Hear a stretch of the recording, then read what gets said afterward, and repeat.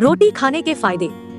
High blood pressure control. Blood pressure के रोगियों के लिए भी बासी रोटी खाना काफी लाभकारी है।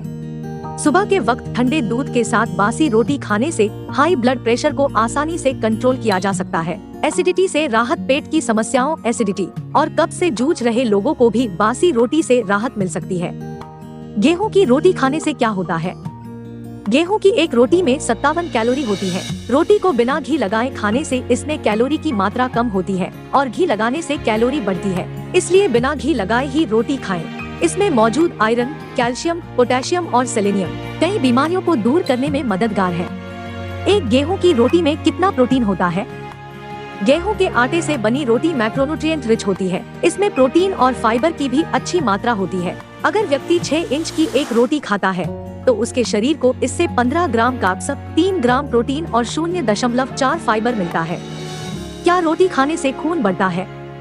बासी रोटी आपकी सेहत के लिए काफी फायदेमंद हो सकती है। अगर दूध और बासी रोटी को गुड़ के साथ खाया जाए तो इससे शरीर में खून की कमी दूर होती है। अगर आप नाश्ते में एक कटोरी दूध में रोटी और गुड़ डालकर खाएं तो इससे आपका हीमोग्लोबिन बढ़ता है। जो लोग मसल्स गेन करना चाहते हैं उन लोगों के लिए बासी रोटी और दूध काफी फायदेमंद होता है। जिम जाने वाले लोगों के लिए इसका सेवन काफी फायदेमंद होता है। दिन में कितनी रोटी खानी चाहिए? डाइटिशियन का कहना है कि एक दिन में आपको 250 ग्राम कार्ब्स लेना चाहिए, जिसमें से 75 ग्राम आप रोटी से लें, तो इस हिसाब से आपको एक दिन में 4 रोटी खानी चाहिए। कितनी रोटी खाएं ये उसके साइज पर भी डिपेंड करता है। 6 इंच की रोटी में लगभग 71 कैलोरी पाई जाती है। यदि आप लंच टाइम में 300 कैलोरी लेते हैं तो आप 2 रोटी खा सकते हैं। इससे आपको रोटी से 140 कैलोरी मिलेगी और बाकी कैलोरी आपको सब्जियों और सलाद से मिल जाएगी। रोटी के साथ ही आप सब्जियों और फलों का सेवन भी जरूर करें। इससे आपको कार्बोहाइड्रेट के साथ ही अन्य पोषक तत्व भी मिल जाएंगे। गरम रोटी खाने से क्या होता है?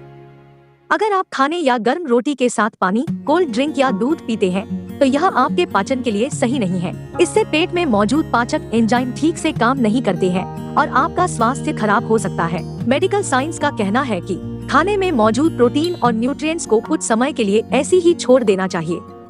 चाय के साथ रोटी खाने के लाभ क्या है? चाय और रोटी के नाश्ते से आपको न तो आवश्यक प्रोटीन मिलता है और न ही कार्बोहाइड्रेट की पर्याप्त मात्रा मिल पाती है। कैल्शियम और आयरन की भी कमी रहती है।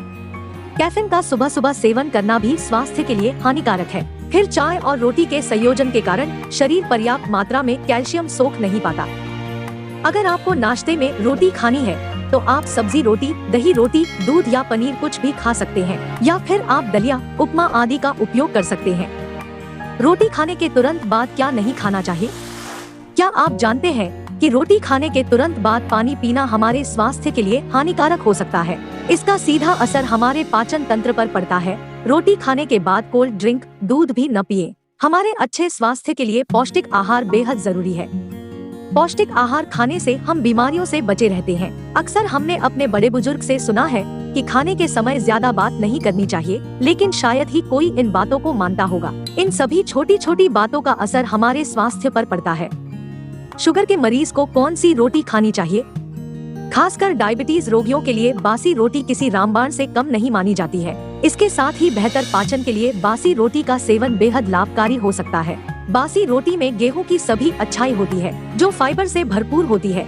इसमें सोडियम की मात्रा कम होती है और जीआई सूचकांक भी कम होता है। डायबिटीज में कौन सा आटा खाएं? राजगिरा के आटे की रोटी। राजगिरा अपने एंटी डायबिटिक और एंटीऑक्सीडेंटिव गुणों के चलते डायबिटीज के मरीजों के लिए बेहतरीन ऑप्शन है। ज्वार के आटे की रोटी, रागी के आटे की रोटी, जौ के आटे की रोटी, चने के आटे की रोटी।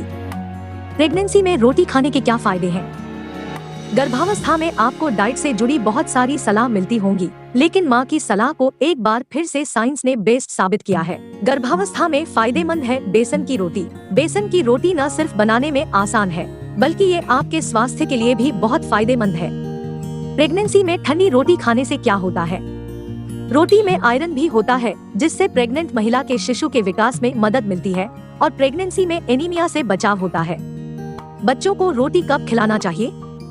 6 महीने के बाद आप बच्चे को रोटी खिला सकती हैं, लेकिन तुवर दाल में रोटी भिगाकर उसको मिक्सर में अच्छे से बारीक कर ले और मिश्रण पतला रखे ताकि बच्चे को खाने में तकलीफ ना हो।